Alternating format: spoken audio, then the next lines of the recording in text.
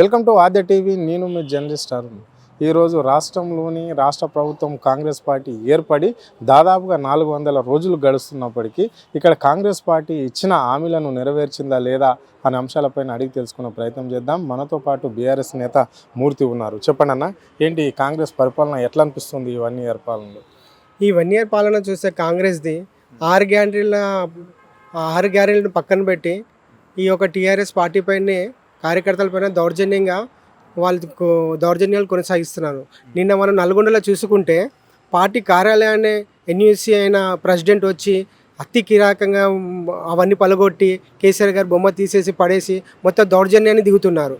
అదే మాజీ ముఖ్యమంత్రి కల్వకుంట్ల చంద్రశేఖర్ గారి ఆధ్వర్యంలో మేమందరం ప్రశాంతంగా ఉండి అన్ని పార్టీలకు మర్యాద ఇచ్చుకుంటూ పరిపాలన కొనసాగించాము. ఇలాంటి దౌర్జన్యాలకు మేము ఎక్కడ ఏర్పడలేదు. కానీ కాంగ్రెస్ ప్రభుత్వం వచ్చినాక మొన్న చూసే బీజేపీ పార్టీ కార్యాలయం పైన, నిన్న చూసే నల్గొండ టీఆర్ఎస్ పార్టీ కార్యాలయం పైన వీళ్ళు దౌర్జన్యాన్ని మళ్ళా ఎట్లా అంటే చెన్నారెడ్డి పీరియడ్ని గుర్తు చేస్తున్నారు. అప్పుడు చెన్నారెడ్డి పీరియడ్లో కాంగ్రెస్ రాగానే అమ్మో కర్ఫ్యూ వచ్చిందనే ఉండేది. ఇప్పుడు అదే పరిస్థితులు కొనసాగుతున్నాయి. అదేవిధంగా ఏదైతే మొన్న లీడర్లను కేటీఆర్ అన్న గారిని అరెస్ట్ చేశారో అది ఏసీబీ దాంట్లో పీల్చి విచారణ జరిపినప్పుడు ఎలాంటి ఘటనలు ఎలాంటివి కరప్షన్ జరగలేదని తేలింది. ఆ తేలిన తర్వాత ఇంకా దౌర్జన్యాలను దిగబడుతున్నారు. భవిష్యత్తులో కాంగ్రెస్కు ఇది చాలా పెద్ద దీనికి చాలా పెద్దగా ప్రతీకారం ఉంటుందని భావిస్తున్నాం మేము. అంటే ఇలాంటి ఘటనలు జరుగుతుంటున్నాయి కదా, అంటే ముందు స్థానిక సంస్థల ఎన్నికలు ఉన్నాయి, గ్రామాలలో పంచాయతీ ఎన్నికలు ఉన్నాయి. మరి ఎట్లా ఉండబోతుంది, తీర్పు ఎట్లా ఉంటుంది ప్రజలది? ఇవన్నీ చూస్తున్నారు కదా, 1 ఇయర్ పాలన చూసారు. ఇలాంటి అధికార మండతోటి పెట్టుకొని కొంతమంది నాయకులను అరెస్ట్ చేయడము, రైతులను ఇబ్బంది పెట్టడము, అనేక రకాలుగా ఈ రాష్ట్రంలో 1 ఇయర్ పాలనను చూశారు. అంటే వివిధ అంశాలపైన. అంటే ఇప్పుడు స్థానిక సంస్థలల్లో ఎట్లుండబోతుంది ప్రజల తీర్పు? ఇప్పుడు స్థానిక ఎలక్షన్లో చూసుకుంటే కాంగ్రెస్ ప్రభుత్వం ఆల్రెడీ గ్రాఫ్ వచ్చినేసింది. స్థానిక ఎన్నికలలో వాళ్ళకు డిపాజిట్లు వచ్చే పరిస్థితి లేదు. కాబట్టి ఏం చేయాలనేది ఒక కుట్రతోని బీఆర్ఎస్ పార్టీ ఎవరైతే స్ట్రాంగ్ లీడర్లు ఉంటున్నారో వాళ్ళకి దౌర్జన్యాలు చేసి భయభ్రాంతులు చేసి వచ్చే స్థానిక ఎన్నికలలో టీఆర్ఎస్ అభ్యర్థి భయంతో పోలింగ్లో ఉండొద్దు అనే భావన కల్పిస్తున్నారు తప్ప ప్రజల నుంచి వాళ్ళకి ఎలాంటి మద్దతు లేదని తెలిసిపోయిన తర్వాతనే ఇలాంటి ఘటనలకు వాళ్ళు పాడుపడుతున్నారు. సో ఇప్పుడు కేటీఆర్ మొన్న ఏసీబీ విచారణకు పిలవడం జరిగింది. సో ఈడీ కూడా విచారణ చేస్తుంది అని అంటున్నారు. ఈ 2 విచారణల తర్వాత కేటీఆర్ అరెస్ట్ అవుతాడు అని చెప్పేసి గట్టిగా కాంగ్రెస్ వాదులు అంటున్నారు. దీన్ని ఎట్లా చూడవచ్చు మరి?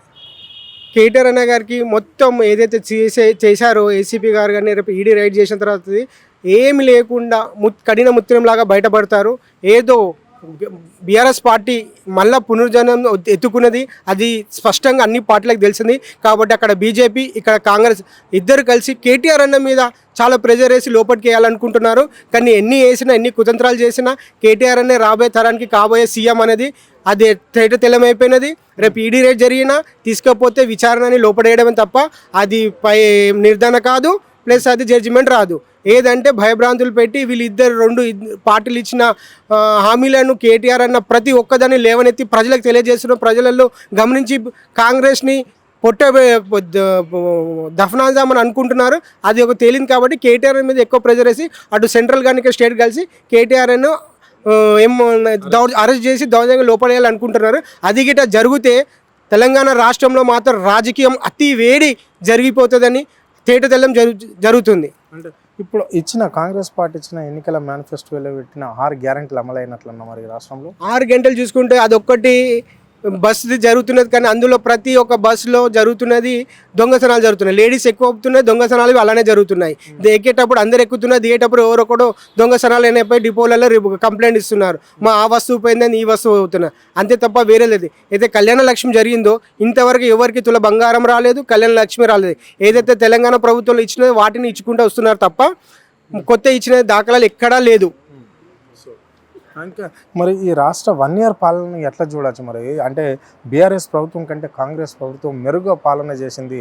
అంటే 9.5 సంవత్సరాలు చేసిన బీఆర్ఎస్ కంటే ఓన్లీ 1 ఇయర్లోనే కాంగ్రెస్ ప్రభుత్వం అతి వేగంగా అభివృద్ధి చేసింది రాష్ట్రంలో అని చెప్పేసి ముఖ్యమంత్రి అంటుండే. దీన్ని ఎట్లా చూడాలి? రాష్ట్ర ముఖ్యమంత్రి గారు పేరుకు మాత్రమే అంటున్నారు తప్ప గ్రౌండ్ లెవెల్కి వెళ్తే ప్రతి జిల్లాలోని ప్రతి పల్లెల్లోని ఎలాంటి సంక్షేమ పథకాలు అందలేదు, రైతులకు అందరికీ రుణమాఫీ కాలేదు. అదేవిధంగా వీళ్ళైతే 6 గంటల రైతులకు రుణమాఫీ అనుకున్నారో అది జరగలేదు, పంటకు సరైన ప్రోబలంగా రేటు రావట్లేదు, ఎక్కడ చూసినా కరెంటు కోతలు అనేది స్పష్టంగా తెలుస్తున్నది. కానీ వీళ్ళు ఏమైపోతుంది, నెక్స్ట్ వచ్చే ఎలక్షన్లో వీళ్ళ పరిపాలన ఏందో ప్రజలే బుద్ధి చెప్తారని చెప్తున్నాను. సో అంటే మీరు అంటున్నారు అంటే ఇక్కడ రుణమాఫీ రైతులకు ఫుల్ ప్రెజర్గా చేయలేదు ఈ రాష్ట్ర ముఖ్యమంత్రి అని చెప్తున్నారు. ఆయన అంటుండు రాష్ట్రంలో రైతులందరూ పండుగ చేసుకోవాలి, ఏకకాలంలో 2 లక్షల రుణమాఫీ చేసింది కాంగ్రెస్ సర్కారే దేశవ్యాప్తంగా అని చెప్పేసి దేశంలో మొదటి రాష్ట్రం అని చెప్తున్నాడు. సో మీరేమో కాలేదని చెప్తున్నారు. ఇప్పుడు ఈ 26 తారీఖు నాడు, జనవరి 26 తారీఖు నాడు కూడా రైతు భరోసా పైసలు కూడా సాగు చేసే భూములకు అన్నిటికీ ఇస్తున్నాము అని చెప్పేసి ముఖ్యమంత్రి అంటుండు. ఈ వాక్యాలను ఎట్లా చూడాలి? ముఖ్యమంత్రి సెల్ఫ్ డిక్లరేషన్ ఇచ్చుకుంటున్నారు తప్ప ప్రజలు ఇచ్చిన డిక్లరేషన్ కాదు అది. రైతు బంధు అనేది కొంతమందికి ఇచ్చేసి 2 లక్షల మట్టికే చేసుకొని అది ఒక 10% చేశారు, 90% అలానే ఉన్నది. ఆ ముఖ్యమంత్రి గారే ఎవరైతే మినిస్టర్ ఇవ్వాల్సిందో ఆ మినిస్టర్ ఇవ్వలేక ముఖ్యమంత్రి సెల్ఫ్ డిక్లరేషన్ ఇచ్చుకుంటున్నారు, మేమందరం రైతు రుణమాఫీ చేశామని. కానీ పల్లెల్లోని గ్రామాల్లోని జిల్లాలోకి పోతే అది మాత్రం జరగలేదని వాళ్ళే ఎంతోమంది రైతులు ధర్నాలో దిగిన దాఖలాలు కూడా ఉన్నాయి. అది ముఖ్యమంత్రికి తెలుసు కాబట్టి ఆయన ద్వారానే చెప్తున్నారు, నేను అందరికీ ఇస్తున్నాయి, మళ్ళీ 26 వరకు గడువును పెట్టుకుంటున్నారు. కానీ అది కాని పని. ఆ పరిపాలన రైతులు చాలా గోసపడుతున్నారు. పంటకు ధర రాకుండా, అటు కరెంటు సరిగా లేకుండా, కొన్ని చోట్ల నీరు అందలేని పరిస్థితులు ఏర్పడుతున్నది. కాబట్టి వచ్చే ఎన్నికలలో ఖచ్చితంగా బుద్ధి చెప్తారనేదని మా టీఆర్ఎస్ పార్టీ ప్రగాఢమైన విశ్వాసం ఉన్నది. అంటే కేటీఆర్ అరెస్ట్ అయితే ఈ రాష్ట్రంలో బీఆర్ఎస్ శ్రేణుల పరిస్థితి ఏంటి, ముందు కార్యాచరణ ఎట్లుండబోతుంది? మేమందరం కేసీఆర్ సారి ఇచ్చిన శిశువులము. మేము ఉద్యమం నుంచి అప్పుడైతే ఇటు మాకు రాష్ట్రంలో ఇటు కాంగ్రెస్ పార్టీ అక్కడ బీఆర్ఎస్ ఇన్ని ఒత్తిళ్ళనే ఎదుర్కొని రాష్ట్రాన్ని తెచ్చుకొని 10 సంవత్సరాలు సస్యశ్యామలంగా పాలించినాం. కాబట్టి మాకు వెళ్ళడం వచ్చు, పోవడం వచ్చు. ఎట్లా అంటే ఉద్యమంలో ఉన్నప్పుడు ఎంతో దౌర్జన్యంగా అరెస్టులు చేశారు, ఎన్నో లేనిపోని కేసులు పెట్టారు.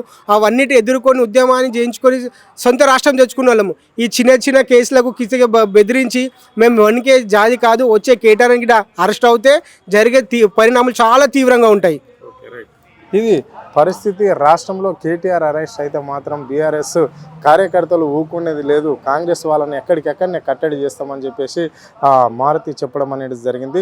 సో ఇచ్చిన 6 గ్యారంటీలు అమలు చేయమంటేనే ఈరోజు అబండాలు వేసి కేటీఆర్ పైన కేసులు పెడుతున్నారు కేంద్ర ప్రభుత్వం, రాష్ట్ర ప్రభుత్వం కుమ్మక్కాయ అని చెప్పేసి ఆయన స్పష్టంగా చెప్పడం అనేది జరిగింది. కెమెరా పర్సన్ ప్రవీణ్తో అరుణ్, ఆది టీవీ, హైదరాబాద్.